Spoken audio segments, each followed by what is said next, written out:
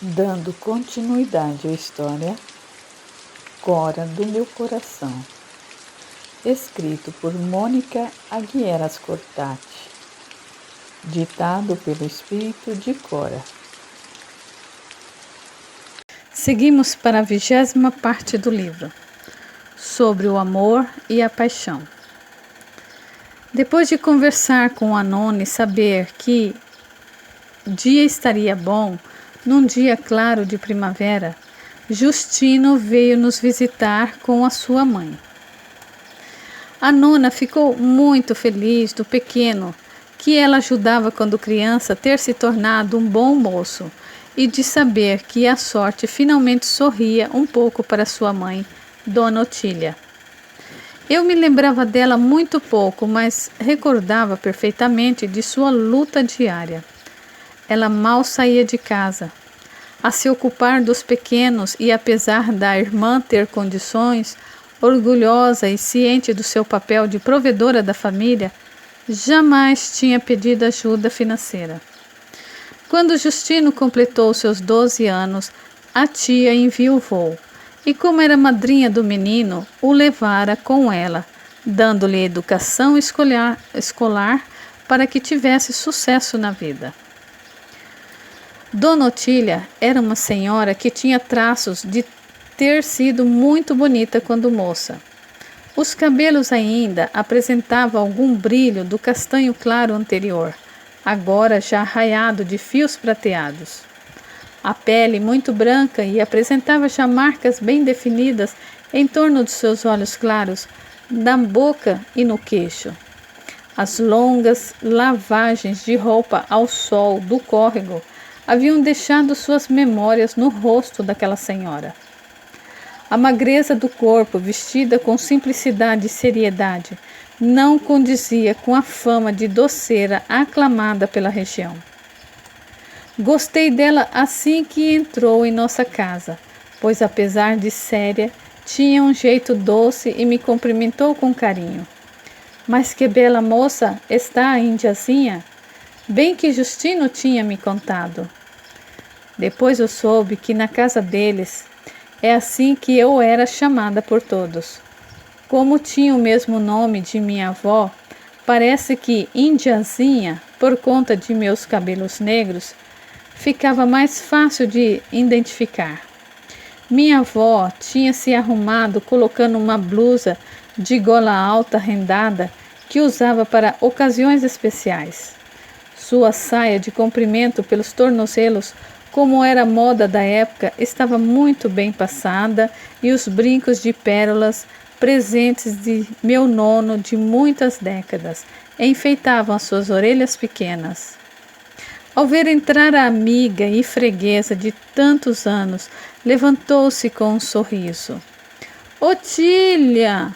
Meu Deus, mas quanto tempo faz! Como está corada, feliz de ter o menino de volta? Dona Otília deu seu sorriso mais bonito. Ah, Dona Cora, que bom vê-la novamente.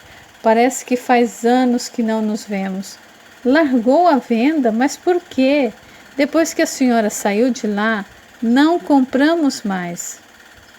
Não era apenas Dona Otília que se ressentia da falta de minha nona. Muitos eram os fregueses que pareceram sumir misteriosamente desde que Regina fizera algumas melhorias.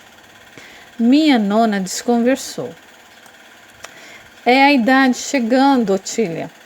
Depois que Giancarlo se foi, achei melhor deixar que Regina cuidasse dessas coisas. Detrás dela, Justino aparecia muito bem arrumado, sapatos brilhando. Minha nona levantou-se e levamos nossa visita para a cozinha, onde a grande mesa de madeira estava polida e limpa como só uma alemã conseguiria, e guardanapos de renda muito brancos cobriam os pratos de doces. O velho bule de café fumegava no fogão a lenha, misturando seu cheiro ao do pão de linguiça que eu tinha feito mais cedo. Justino, que vinha carregando uma larga sacola, finalmente a largou no chão, e Dona Otília a abriu, mostrando caprichosos vidros com geleias várias. Veja, Dona Cora, eu consegui finalmente uma amora fresca para a geleia. Ali também temos de banana, figo. E a senhora ainda gosta de doce de abóbora? Os olhos de minha nona marejaram de lágrimas, comovida com as lembranças da amiga. Era sua maior fã, pois seus doces sempre tinham lugar garantido na nossa venda e na nossa mesa. Mas vocês nunca nos trouxe um doce que não fosse vendido rápido, Otília.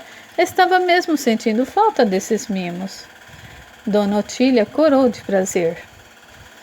Na verdade, os doces que não eram vendidos vinham rápidos para nossa própria despensa, onde Regina os devorava e, quando sobrava, a família se deliciava. O doce de amora era o preferido do nono e o meu pai amava o de figo. Fiquei feliz de ter feito também um pão doce e um bolo de milho, assim seriam usados imediatamente. Pensei em vender os doces para Regina, mas ela é por demais exigente. Ou falava que tinha pouco doce, ou que não estava no ponto. Imagine, Dona Cora, faço esses doces há 20 anos, sempre da mesma forma e ninguém nunca falou mal deles. Se queixava muito dos preços também, e pelo preço que ela queria, mal pagaria o açúcar. Reparei na expressão de desgosto de Justino quando o assunto era Regina. Nunca tinha gostado dela. Na infância, corria com ele pela falta de sapatos. Ele os tinha, mas eram só para as festas. E depois, a forma como o vinha tratando agora o deixava bastante desconfiado. A gentileza em demasia também pode assustar. Minha nona finalmente olhou para ele e exclamou admirada: Dio mio, como se parece com teu pai. Está ficando belo seu rapaz, hein, Otília? Este nunca lhe deu trabalho, não é? Eu era bem tímida, mas Justino não fugia à regra. Avermelhou-se muito enquanto a mãe gabava-lhe os feitos de aluno brilhante e filho amoroso. Era o seu primogênito, e de acordo com ela, se Deus tinha lhe tirado o marido cedo, lhe dera Justino para compensar as coisas.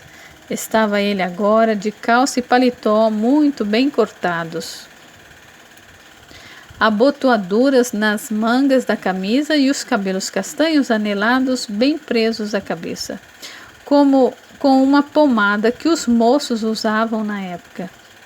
As mãos eram longas, unhas aparadas e limpas, e sempre que me olhava abria um grande sorriso. Aos elogios da mãe respondia, quando essa deixava: Mas qual? Não é tanto. A senhora que sempre foi muito boa. Eu, de minha parte, usava um vestido que a nona tinha costurado para mim há alguns anos, mas que sabia que me assentava muito bem. Era de um verde musgo que realçava a minha pele clara e os meus cabelos escuros. No cabelo eu coloquei uma fita verde clara que o nono tinha me dado uns anos antes. Desde que o meu nono tinha morrido, eu não tinha mais roupas ou fitas novas. Não que precisasse delas, mas simplesmente para me ocupar e distrair. Tinha aprendido a costurar com a nona, que dizia que moça que não costurava não era prendada. E eu gostava bastante de cortar as peças. Enquanto as duas amigas conversavam em um tom mais que animado, sentia o olhar de Justina em mim. Não era um olhar atrevido, mas era, sem dúvida, um olhar que me deixava ainda mais tímida.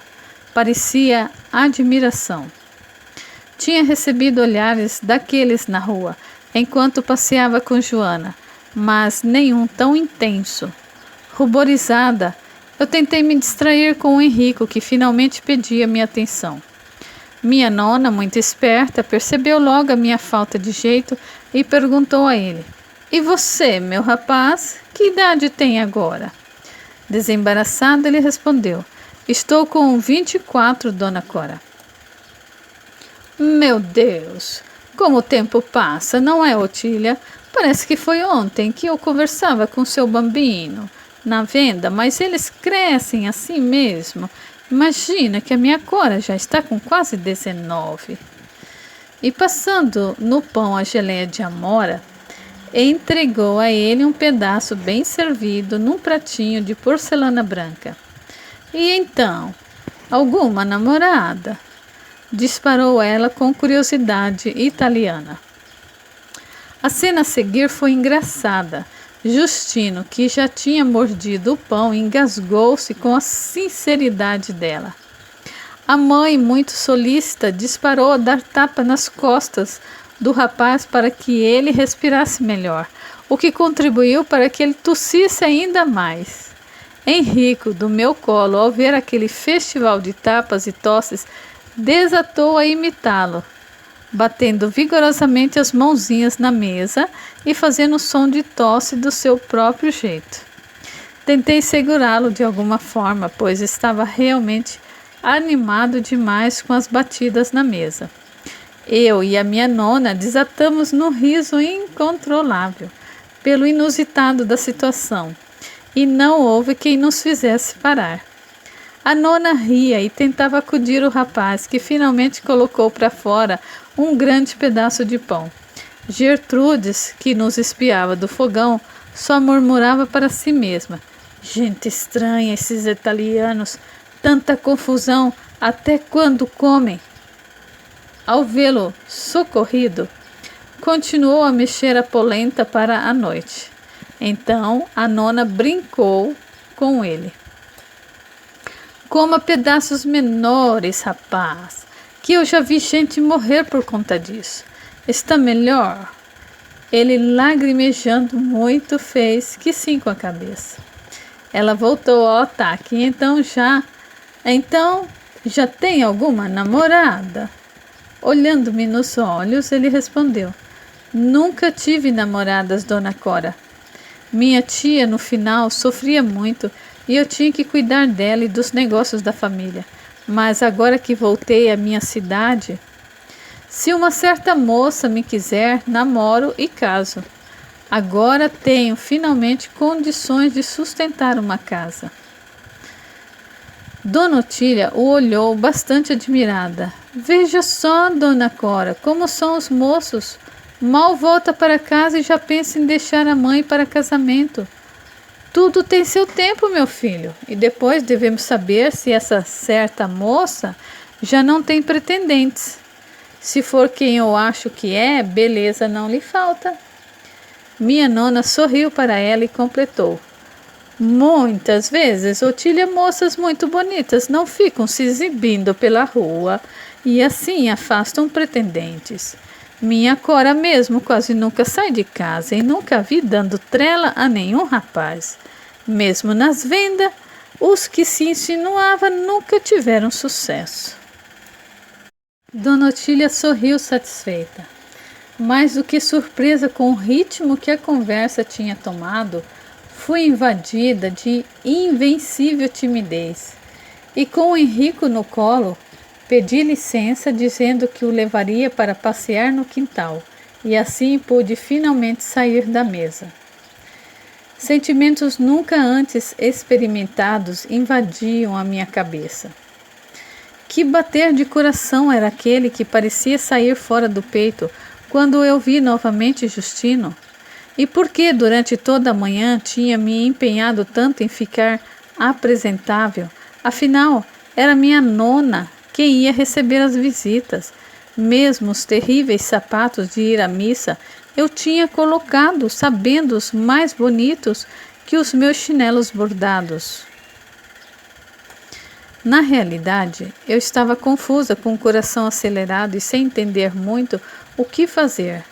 Nunca tinha acontecido essa coisa de ver uma pessoa e me sentir dessa forma. De trás de mim ouvi uma risadinha cristalina. Era Olívia. Confusa, Cora. Realmente esses sentimentos deixam a gente zonza, não é? Vermelha como um pimentão, olhei para ela exasperada. Que é que afinal queria dizer aquilo? Lendo meu pensamento, ela tornou a rir divertida. Sentou-se no toco da árvore próximo, abraçando os joelhos, e me disse em tom de confidência: Não fique assim, sua boba. Isso acontece com quase todo mundo e você está apaixonada. Não é ótimo? Justino também parece bastante interessado. Acredito que você arrumou um pretendente. Apaixonada? Então era disso que se falavam os livros? Mas por Justino, como? Eu o conhecia desde menina e nunca tinha sentido nada dessas coisas antes. Sempre tinha imaginado que ao ver o meu príncipe encantado, seria como que atingida por um raio, como nos romances. E Justino, quando criança, nunca tinha me chamado a atenção. Olívia sorriu conciliadora e me respondeu: Pois ele, desde os 12 anos, sente uma forte afeição por você. Sonhou acordado contigo muitas vezes, mas só agora se sente em condições de expressar os seus sentimentos, pois antes achava que nada tinha para lhe oferecer. Que bom que finalmente despertou, Cora. É seu companheiro de muitas existências. Vocês têm uma grande afinidade de valores e sentimentos. Lembrei-me das histórias antigas de minha nona sobre homem e mulher serem partes da mesma laranja e que só juntos conseguiriam a paz e a harmonia. Sorri por dentro. Seria ele a metade da minha laranja? Henrico, sentado no chão, nos olhava divertido. Gostava imensamente de Olívia. E quem não gostaria? Ela parecia uma fada. E sempre tentava pegar seus cabelos compridos com as mãozinhas gordas. Quem visse de longe imaginaria que ele tentava agarrar o ar. Ela divertia-se com ele, pois sabia-se inatingível para o seu toque. Ele seria o que chamam de minha alma gêmea? Ela me olhou com uma seriedade que parecia incompatível com a sua aparência de menina moça e finalmente me respondeu: Eu sinto decepcioná-la, Cora, mas isso de alma gêmea é mais uma licença poética dos homens, que preferem acreditar em magia gratuita a um comprometimento maior. Na realidade, almas que se entendem à perfeição são muito raras, e mais raramente ainda estão nesse plano terrestre. O ser humano é dotado de inúmeros desejos e medos, cada qual mais complexo que o outro. E seria uma irresponsabilidade acreditar que uma pessoa diferente de você tem a obrigação de entendê-la sempre e completamente. Os romances estão, então, apenas fantasiando? Não existe aquilo que eles chamam de amor eterno? Ela me respondeu pensativa e sonhadora. O que os romances descrevem como amor costuma quase sempre ser só uma paixão, que, embora possa ser avassaladora, fazendo com que as pessoas façam coisas inesperadas e até mesmo más, está longe de ser amor. Pode ser uma boa porta de entrada para o amor verdadeiro. Afinal, ela aproxima os seres e pode ser enganosa e dolorida. Mesmo que provoque uma euforia, às vezes esse sentimento acaba em muita dor. Caminhando entre a delicada grama, mas sem dobrar uma folha sequer, ela continuou tentando me explicar. Acredito, Cora, que praticamente todos os seres humanos possam se apaixonar. De vez em quando você não ouve falar que um homem que amava tanto uma mulher que a assassinou? Concordei com a cabeça, era verdade. Um senhor da vila tinha realmente assassinado a esposa, que era uma bela mulher, por não acreditar em sua fidelidade. Provou-se depois que ele estava errado, mas a maledicência alheia já tinha deixado o seu veneno. Foi um caso triste e antes mesmo do crime ser descoberto, ele havia ocultado o corpo. Ele se suicidou. Contando isso a Olívia, ela sorriu com tristeza. Acredita então que ele realmente a amava? Não, mas entre o povo de meu pai isso não é raro de acontecer. Os homens e as mulheres são por demais ciumentos e às vezes isso acaba em tragédia. Ela me olhou seriamente. É que não era amor, Cora. Era simplesmente paixão. Na paixão projetamos na pessoa de nossa estima as nossas maiores aspirações. Imaginamos que aquela pessoa é a mais bela, a mais pura, a mais intocada por qualquer vilânia. No entanto, a maior parte das almas está aqui por aprendizado e está longe de ser assim tão perfeita. Por acaso aquele senhor que matou a esposa tinha esse direito? O pobre sofreu muito, primeiro pela injustiça e depois por ter sua vida abreviada dessa forma. Uma pequena filhinha de meses ficou aqui, sem pai e mãe, sendo criada pelos avós. Não vê como a paixão pode ser enganosa? Ela já foi recolhida para um bom lugar onde se recupera, mas ele vaga no umbral a gritar o seu nome. Nossa, que triste, Olivia, quanta maldade! Ela sorriu pensativa. O bom é que ela já o perdoou. Sente falta da menina e chora por ela. Mas não raras as vezes eu a vi tentando resgatá-lo sem sucesso. Chega a ser triste. Ela muitas vezes ficou ao lado dele, mas ele não a vê. Na realidade, será que ele conseguiu vê-la algum dia? Suspirei fundo. Deus que me livrasse de uma sina daquela. Abraçando os joelhos, ela continuou. Mas também há os que transformam essa paixão, que é quase uma doença, em amor. E gostam e admiram realmente as pessoas com quem vivem. E apesar de terem as suas pequenas rusgas, acreditam que o caminho da vida fica infinitamente mais rico com a pessoa que amam. Não viu seu nono e sua nona? Já os viu brigando seriamente? Não, e sempre se preocuparam um com o outro. Mais de uma vez notei meu nono olhando com admiração para minha nona, e sempre que ele falava dela, era com alegria. É claro que a minha nona tem uma personalidade forte, e que algumas vezes ela chamava a atenção para que não exagerasse no vinho ou coisas parecidas. Mas eu não me lembro de uma viagem que ele fizesse que não lhe trouxesse um mimo, do qual ela reclamava dizendo que não precisava, mas depois ficava horas a admirar. Um pedaço de tecido, uma pequena joia, coisas para casa. Estava quase sempre de mãos dadas e muitas vezes, depois do almoço, ele deitava no colo dela e adormecia. Havia amor ali, e imensa solidariedade e companheirismo. Muito embora ela fosse uma pessoa um tanto ciumenta, meu nono era garboso, tinha os meus olhos verdes e era alegre e conversador. Nunca se soube de nenhuma outra mulher que tivesse despertado o seu interesse. Olivia sorriu. E quantos casais você conhece que se tratam dessa forma? Nenhum outro. Meu pai e Dona Regina mal se falam, e quando isso acontece é por motivo de discussão. A vila é pequena e assim são raras vezes testemunhamos até cenas de violência entre eles. Calei-me pensativa e triste. Parecia tudo tão complicado.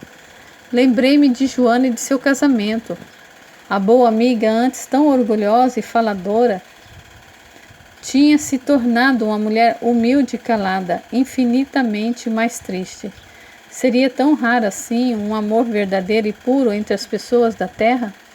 Afinal, como saber o que é o amor e o que é simplesmente uma paixão?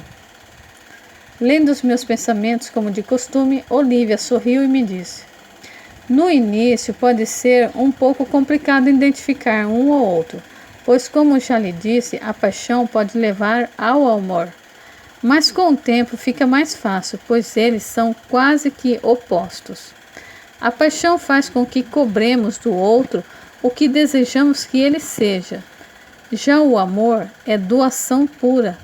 Aceitamos a outra pessoa como ela é, e tudo fazemos para que ela seja feliz e se aperfeiçoe, com carinho e paciência. A paixão tem uma pressa absoluta.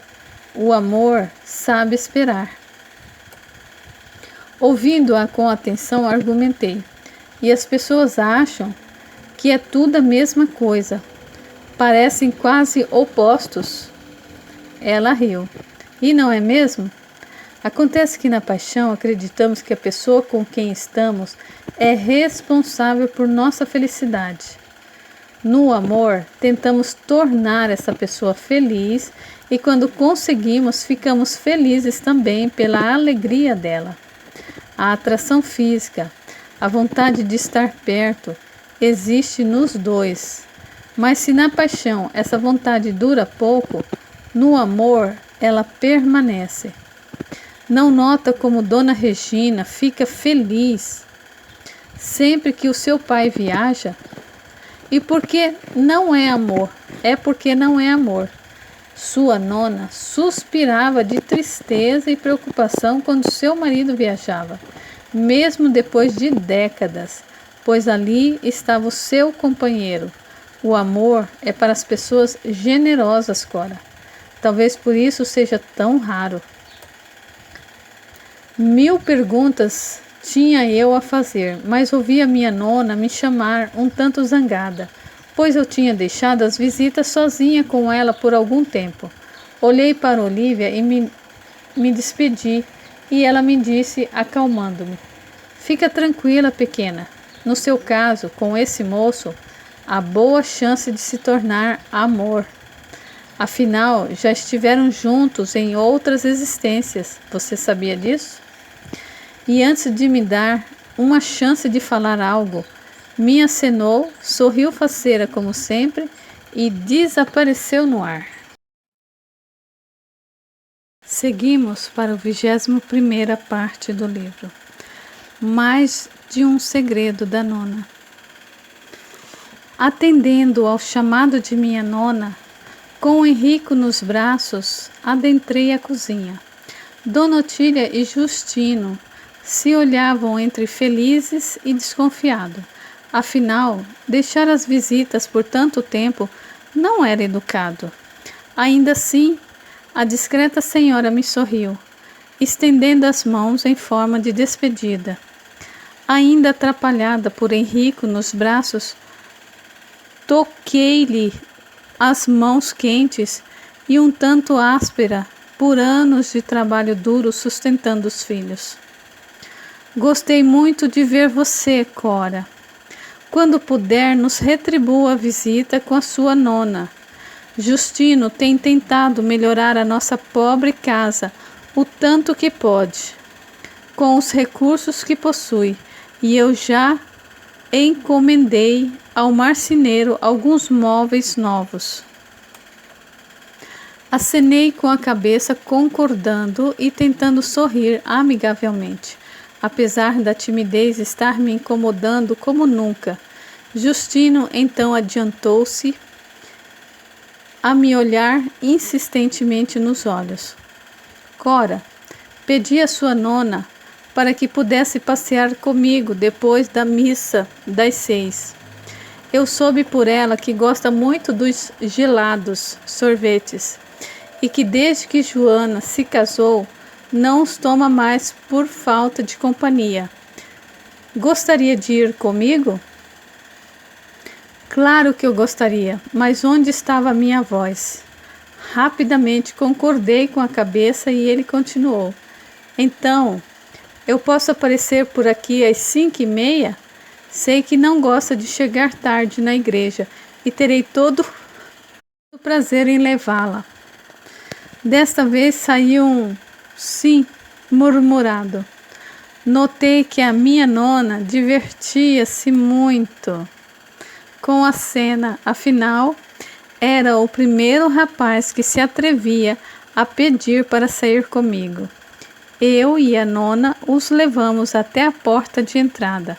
Passamos por Dona Regina e a venda, despertando sua curiosidade. Ela não gostava de pobres e mais de uma vez tinha discutido seriamente com Dona Otília, tentando baixar o preço dos seus doces. Ao vê-la agora bem vestida e acompanhada por garboso rapaz, singular milagre aconteceu e ela tentou ser simpática com Justino e a mãe.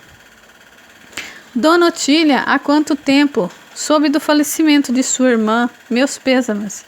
E sem dar a ela tempo suficiente para uma resposta adequada, continuou.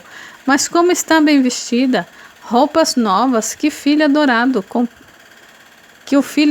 comprou? Estranhando bastante os modos de minha madrasta, ela concordou com a cabeça e de sobrancelhas um tanto arqueadas pela surpresa respondeu. Fazia muito tempo que não via minha irmã, que se casou muito bem com um comerciante local. Infelizmente, ela não teve a sorte de ter filhos, mas sou muito agradecida a ela pelo bem que fez ao meu Justino. Queria ter estado mais próximo dela, mas meus recursos limitados me impediam. No entanto, não há como negar que a vida dá voltas, não é mesmo? Por bondade dela, hoje estamos muito mais amparados. Dona Regina sacudiu a cabeça concordando, mas Dona Otília não tinha terminado. Estranho ver essa venda assim vazia. Nos tempos de Dona Cora, o vai e vem das pessoas era enorme. Nunca tinha entrado na loja sem que ela estivesse conversando com os clientes ou pesando as mercadorias. Pude ver o sorriso de satisfação de minha nona. Era verdade que Otília falava, e era raro agora entrar um cliente na venda. Dona Regina tentou se explicar. É que Dona Cora não selecionava os clientes como eu faço. Aqui, eu só quero quem tenha posses, pois esses sim dão lucros. Pois não sei se é uma escolha acertada, afinal, mesmo os mais desfavorecidos sempre pagaram suas contas. Não é mesmo, Dona Cora? Aproveitando a oportunidade, minha nona desabafou. Realmente, nunca levei um prejuízo que meus clientes mais simples.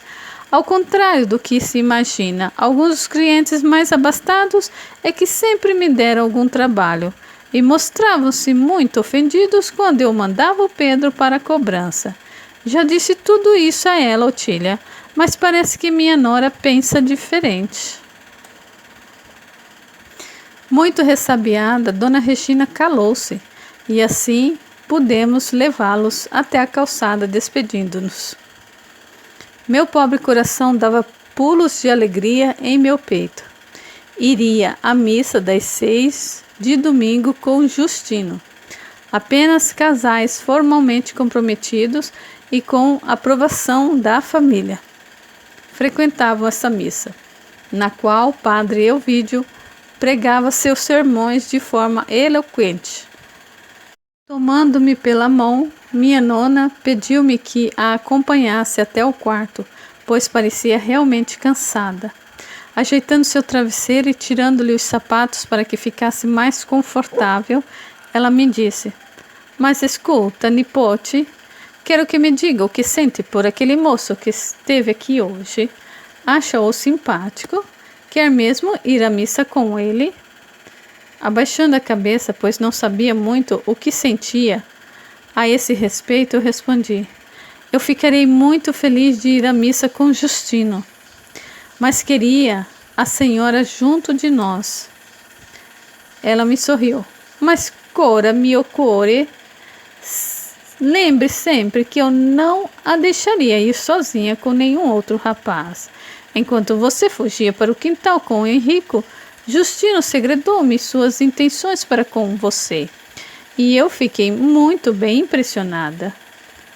Mas de que impressões fala, nona? É um belo rapaz, de origem humilde, mas criado por Otília.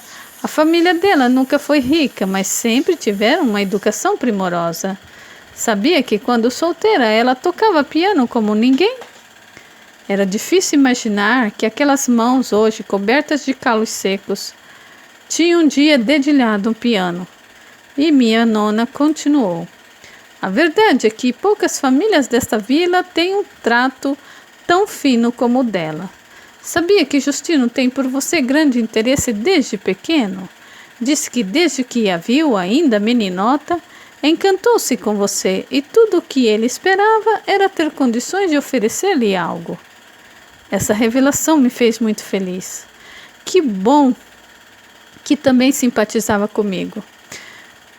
Não sei se você sabe, Cora, mas sua nona não vai durar para sempre. Minha única preocupação na vida agora é você, que apesar de estar na idade de casar ainda é tão inocente. Não quero vê-la desamparada na vida, depois que eu me for, nipote. E se deixá-la casada com Justino, que sempre foi tão bom, poderia então descansar em paz, junto com o seu nono. Saber que ela pensava com frequência na própria morte me deixava desesperada. Não fale assim, nona. Saiba que eu ficaria o resto da minha vida sozinha se fosse para tê-la perto. Pode ser egoísmo meu, mas eu não quero que se vá tão cedo. Ela me sorriu com candura. Mas sabe quantos anos tenho, nipote? E essa pergunta eu parei pensativa. Não tinha a menor ideia, já que a nona, vaidosa, fazia disso um segredo absoluto. Pois então, que ela me respondesse. Eu estou com 68 anos, bambina. E isso é muito tempo. Eu estou cansada por demais. Minha querida, eu tenho sonhado com seu avô noites a fio. Tão belo está o meu Giancarlo. Eu pensei de imediato que Olivia e suas explanações sobre o amor, de fato, minha nona tinha definhado depois da morte do meu nono. Muito embora nunca se queixasse de nada, não era de reclamar a minha nona, e não tinha muita paciência com quem fazia.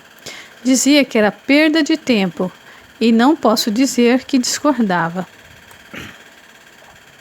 O bom Deus sempre soube o que é melhor para nós, nipote.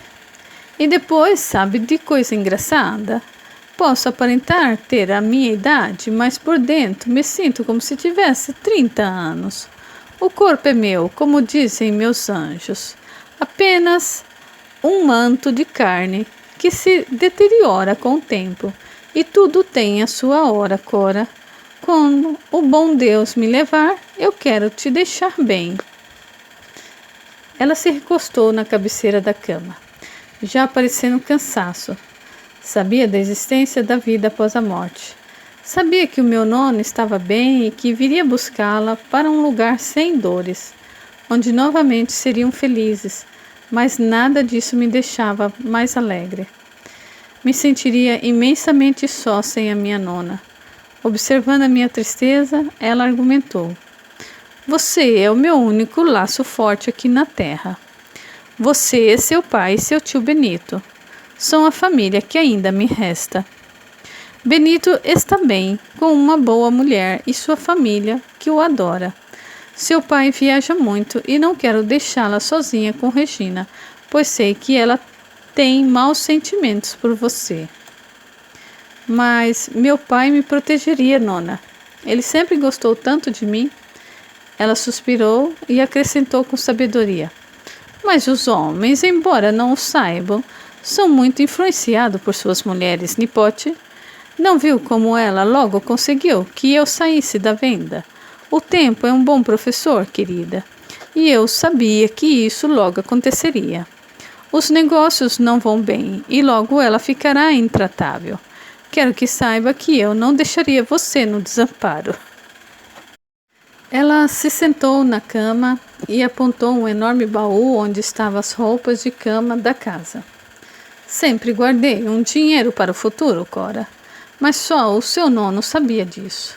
Esse baú veio conosco da Itália, terra de nossos pais, e tem um fundo falso. Nele há boas economias de uma vida inteira. Caso precise, faça bom uso dele, mas nunca comente isso com ninguém. Nos últimos anos, guardei isso para você. Um tanto abismada, olhei o móvel e minha nona era mesmo uma mulher de muitos segredos, como toda boa italiana. Ela sorria da minha surpresa diante do seu segredo e disse-me ainda: o seu pai ficará bem, pois já tem essa casa e fregueses certo pelo caminho. Não é nenhum tolo, meu filho. Sabe perfeitamente que nas mãos da mulher, logo essa venda não existirá mais. Torno a dizer, esse dinheiro é para você. Olhei para tudo entristecida. Dinheiro nenhum me deixaria contente sem ela. Vendo-me daquele estado de espírito, ela tratou logo de mudar de assunto. Mas falando em dinheiro, há quanto tempo você não tem um vestido novo? Você é uma moça bonita e tem um compromisso no domingo com Justino. A alemã é mesmo uma boa com as agulhas. Se é. Fez um vestido para ela nas horas de folga em 2 dias. Gertrudes é mesmo muito prendada nas suas costuras. Assim como você, é com a cozinha. Chame aqui. Gertrudes veio um tanto atarantada, pois estava a levantar os móveis da sala de visita para limpar debaixo deles. Eram móveis bem pesados e a alemãzinha estava muito corada. Abrindo o mesmo baú do segredo, minha nona tirou um belo tecido rosado, de brilho moderado, mas de maciez incrível. Gertrudes parou encantada com o tecido. Coisa mais linda, dona Cora! Que quer que eu faça com ele? Minha nona explicou-lhe que devia deixar um pouco de lado os serviços da casa e que devia dedicar-se a me fazer um vestido novo, pois necessitava de um para a missa de domingo. Feliz com a expectativa de dedicar-se à costura ao invés da limpeza, Gertrudes disse: mas será um prazer, Corrinha. Já sabe como quero o vestido? Eu tenho uns modelos bem bonitos, como os da minha colônia alemã. Quer ver? Assim, entretida, saí com a minha amiga Gertrudes, feliz da vida pensando na roupa nova. Voltei os olhos para minha nona, que agora já cochilava feliz. Com a manta sobre as pernas, sabia que Regina reclamaria, mas sem sucesso algum. A dona da casa ainda era a minha nona.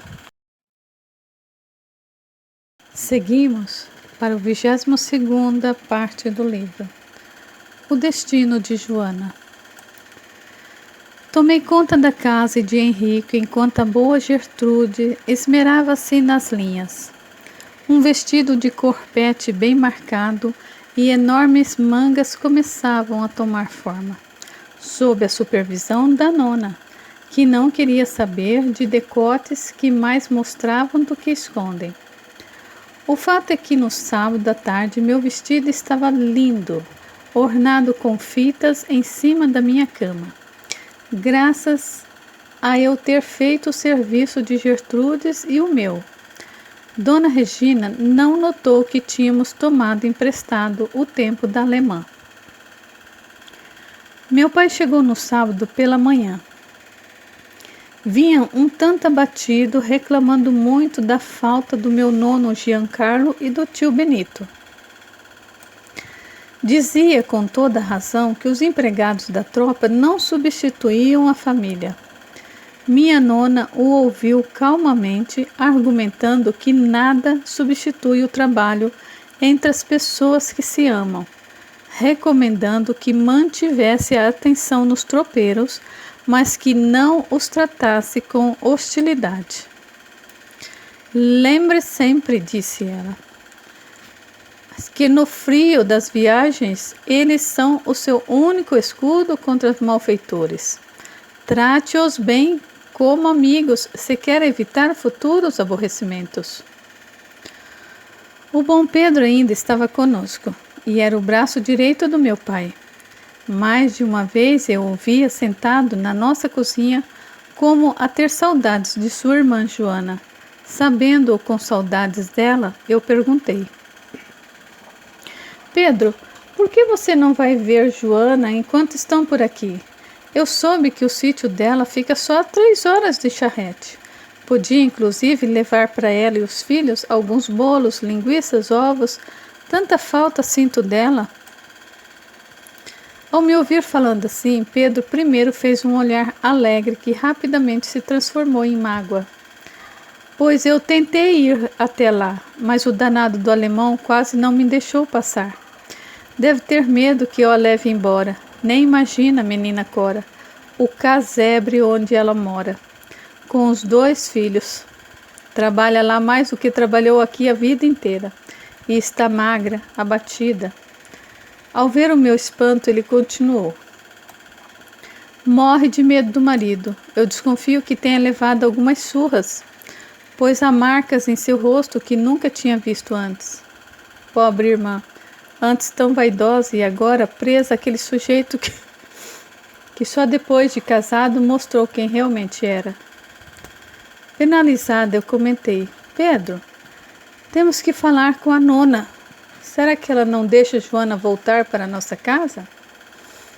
Me olhou triste. Eu já falei com Dona Cora, mas ela acredita que num juramento de casamento feito a Deus, só ele pode interferir.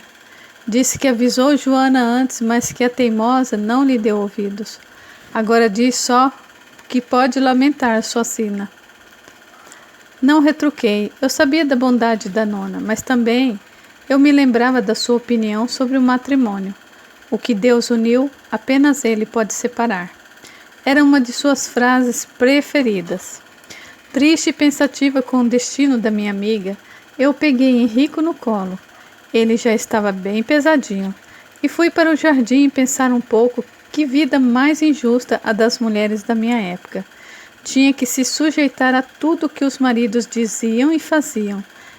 Lendo meu pensamento, Olívia me deu grande susto quando chegou por detrás de mim. É verdade que isso é injusto, Cora. Mas às vezes são os nossos companheiros masculinos que sofrem com uma má escolha. É preciso pensar bem antes de tomar uma decisão como esta. Vendo-me pensativa e um tanto casmurra, ela continuou. Lembra como Joana dizia sempre que finalmente ia ser a dona da casa e não escrava ou empregada? Pobre Joana, iludiu-se muito. Não se lembra como ela descartava os pretendentes mais simples, como aquele balconista italiano que se apaixonou por ela? Lembrei-me de um rapaz de aparência simples, mas sorriso simpático, que se chama Gino, e realmente ele fez de tudo para que Joana reparasse nele, chegando a falar com a nona para namorar com ela. Lembrei-me que minha pobre amiga fez pouco do rapaz, dizendo-lhe: eu casar com você? Se é para passar fome, prefiro passar sozinha. Gino saiu moído de tristeza. E ela ria-se das intenções sérias do rapaz. Queria se casar com alguém que tivesse terras. Dizia-me sempre, pois seu sonho era ser uma senhora, como as que tinham conhecido na infância, enquanto morava na fazenda onde seus pais eram escravos. Que tola tinha sido! Ao menos Gino nunca levantaria a mão para bater nela. Ele casou-se depois com uma bonita italianinha, de cabelos cacheados e castanhos, que me pareciam muito felizes. Progrediam sempre na venda onde era balconista e nada parecia lhes faltar. Olívia ponderou. Claro que ela tinha todo o direito de escolher, mas escolheu a pessoa errada, por acreditar em valores materialistas. Conheci Joana no plano espiritual e sei que, em outras existências, ela realmente tinha sido uma senhora de engenho, orgulhosa e até mesmo perversa com os escravos. Depois que desencarnou, ficou longo tempo no umbral até ser resgatada por um de nossos amigos. Fiquei de boca aberta. Joana, senhora de escravos, e reencarnou negra? Olívia continuou. A humanidade sabe ser tola, Cora. No plano espiritual, nossa boa amiga recebeu ensinamentos e compreendeu que tinha um longo aprendizado pela frente. Não julgue Joana, pois ela não era realmente um espírito mau, mas era preconceituosa e se acreditava muito superior aos pobres negros que explorava. Nasceu negra e livre, mas com os pais ainda presos ao jugo da escravidão. Não é punição de Deus, mas é uma chance dela perder o preconceito tolo que tanto a prejudicou na vida anterior. Curiosa, eu perguntei, e o marido dela? Eles já se conheciam? Olivia sorriu. Sim, é muito comum almas assim encarnarem juntas, assim como as mais desenvolvidas. O marido dela continua o mesmo da encarnação anterior, onde ele foi um senhor de engenho, muito preso às aparências e ao luxo da vida fácil. Como vê, não mudou muito. Pode apostar que Joana é quem tem feito o maior trabalho no sítio. Esse pobre homem nunca gostou muito de trabalho árduo, nem sabe dos benefícios que dele provém. Pensativa com tudo aquilo, lembrei-me que Joana, entre seus atributos, contava já com amor pelo trabalho, pois nunca tinha sido preguiçosa nessa encarnação, assim como já tinha perdido seus preconceitos de raça. Pena que ainda desse tanto valor à posição social, o que a arrastou para junto de pessoa também muito materialista. Pensei que a nona tinha razão quando dizia que o Senhor tem seus mistérios.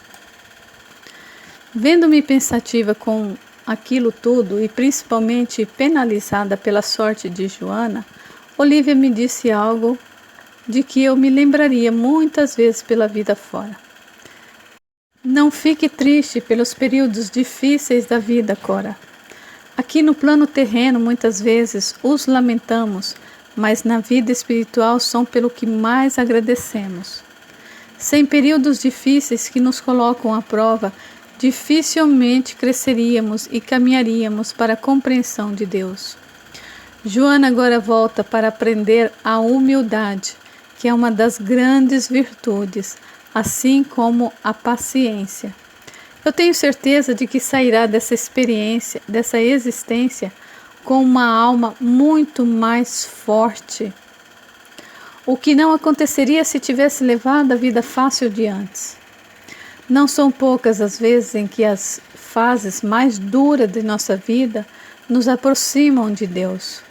Os homens e as mulheres que tudo têm raramente se lembram dele. Encantada com suas palavras, eu fiquei mais confortada. Ela continuou. Você verá, durante a sua vida aqui na Terra, algumas pessoas a quem nada de material falta, olhando para eles, vemos que possuem muitas vezes a beleza física, a mesa farta, os armários cheios de vestes luxuosas e até mesmo a saúde em perfeito estado. Observe com cuidado e notará o apego que a maior parte deles tem pela menor coisa de sua propriedade e a importância que eles dão a ter cada vez mais.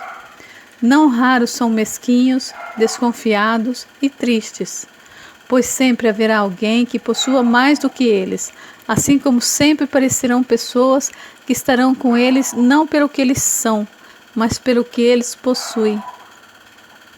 Você acha que eles são felizes? Lembrei-me das pessoas mais abastadas da vila, que muitas vezes iam à nossa venda e desfaziam das mercadorias. Pareciam estar sempre irritadas e gostavam muito de adulações.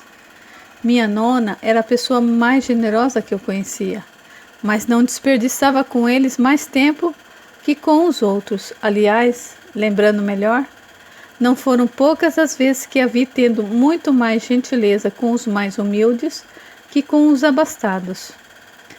Não acho que sejam felizes, Olivia. Alguns têm mesmo um nariz muito empinado, exigem sempre muito e querem pagar menos, mas acredito que seja esse tipo de cliente que Dona Regina prefere ter, afinal, ela sim gosta de adulá-los. O sorriso de menina deixou sua face por um instante e ela continuou.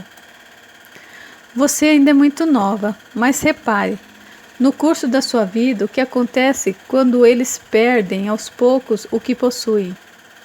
A beleza física o tempo tira.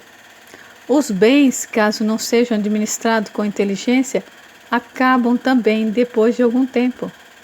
É dura a vida para com essas pessoas também, pois quase sempre se lembram apenas do que foram, como se o passado devesse durar eternamente. Acreditam que tudo lhes é devido, mas que nada lhes deve ser cobrado. Desses sim, você deve ter pena e manter-se bem afastada para evitar aborrecimentos. E eles não vão aprender nunca, Olivia. Eles não notam que agindo assim se afastam do Senhor? Ah, e sim. Ela voltou a sorrir enigmática. Geralmente eles estão tão ocupados consigo mesmo que sequer se lembram de Deus, Cora. Mas Deus não se esquece deles. Procure esquecer esse tempo de vida terrena tão curto que dura no máximo algumas décadas. Lembre-se que o nosso Pai dá diversas e inúmeras chances. Não se preocupe em demasia. Alguns, depois de uns 200 ou 300 anos, acabam também caminhando para Deus. Deixando-me ainda tonta com seus ensinamentos, ela despediu-se, desejando-me sorte no meu encontro com Justino. Eu estava um tanto nervosa, pois eu nunca tinha conversado sozinha com nenhum rapaz e não sabia como me comportar. Por exemplo, eu olhava direto para ele ou eu desviava o olhar. Do que falaríamos? Gostava de Justino e sabia que ele me respeitava, mas eu estava longe de me sentir confortável. Gertrudes me passou para a última prova do vestido, que realmente tinha ficado muito bonito.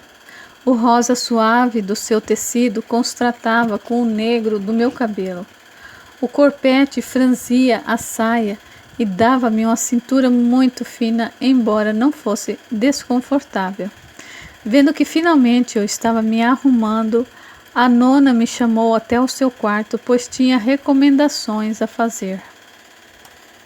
Ao ver-me, pude notar em seus olhos um brilho de lágrima bem discreto. Mas que linda essa nipote! É mesmo uma boneca de louça, com essa pele clara e os cabelos negros. E que cintura fina, hein? Corei de satisfação, pois eu sabia que a minha nona me amava, mas não me iludia. Se não estivesse bem, ela com certeza me diria. Curioso com as exclamações da nona, meu pai chegou até a porta de nosso quarto e me olhou espantado. Que vestido mais lindo, filha! Vai sair para a missa com a sua nona? A nona explicou. Esqueci de lhe contar, dama, mas enquanto você estava na viagem, recebi aqui uma visita de Dona Otília, a doceira, e de seu filho Justino. Ele me pediu permissão para levar nossa Cora à missa de domingo, e eu concordei. Espero que não se zangue com a menina, pois o esquecimento foi meu. Ele olhou assombrado, tentando lembrar-se de Justino. Justino? Mas que idade ele tem agora? Não foi ele que Dona Otília mandou para ficar com a irmã na vila vizinha? Só me lembro dele ainda molecote, trazendo os doces da mãe. Puxando-o pelo braço para que ele não atrapalhasse a minha passagem, lá foi ela inteirando-o dos acontecimentos recentes, a sorte de Otília com a herança recebida pelo filho, as intenções sérias do rapaz para comigo. De longe só pude ouvi-lo exclamando, bastante ciumento como todo pai italiano. Mas como? Cora é só uma menina, mas que atrevimento! Mas ela já tem 19 anos. Quando eu tinha essa idade, você já tinha nascido. Ele voltou-se para me olhar novamente, como se só agora reparasse no meu tamanho. 19? Dio mio! O tempo passa rápido mesmo, não? Chegue-se aqui, Corinha. Mais vermelha que um pimentão, aproximei-me, cabeça baixa, olhando para o chão. Ele, no entanto, ergueu o meu rosto e me olhou como que encantado. Mas ficou bela, hein? Nem sua mãe era tão bonita. E você quer ir à missa com o rapaz?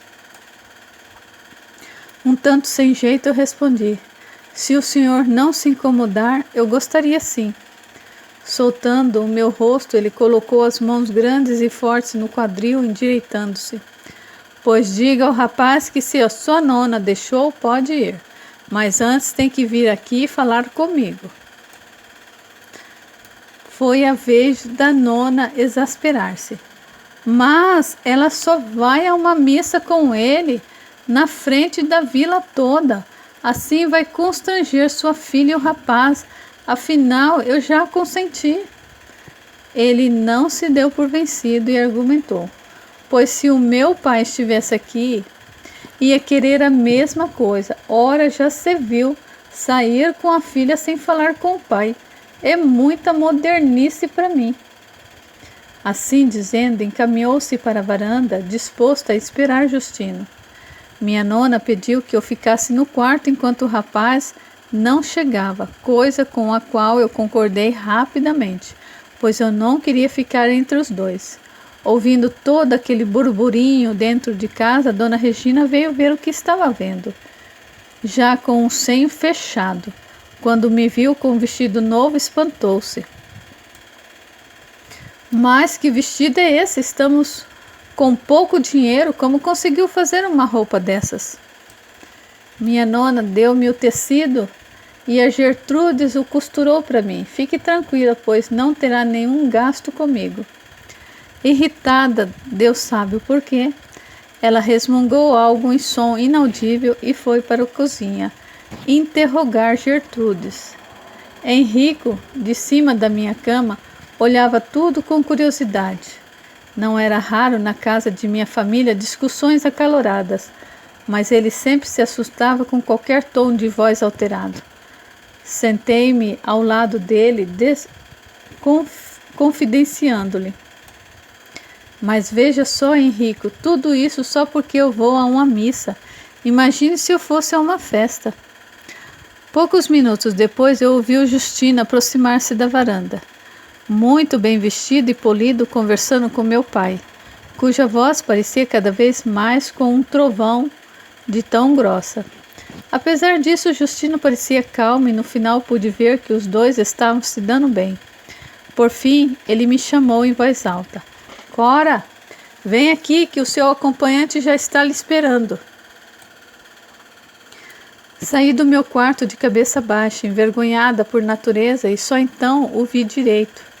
Os cabelos cacheados, bem presos, com alguma pomada, a roupa, enfim, bem cortada, lhe valorizando o talhe esbelto. Ao me ver, abriu um grande sorriso, como se estivesse tendo uma visão há muito esperada. Olhando para a nona, que tinha um bonito ramalhete nas mãos, me surpreendi, assim como ela. Mas veja, Corinha, que moço educado, me trouxe até essas flores. E virando-se para o meu pai, sabe há quanto tempo eu não ganho flores? Meu pai, um pouco mais conformado, disse. E saindo da missa, traga já ela para casa, ouviu? Dando-me o abraço para que eu o segurasse, caminhamos então bem rápido em direção à praça e à igreja, antes que alguém pudesse mudar de ideia.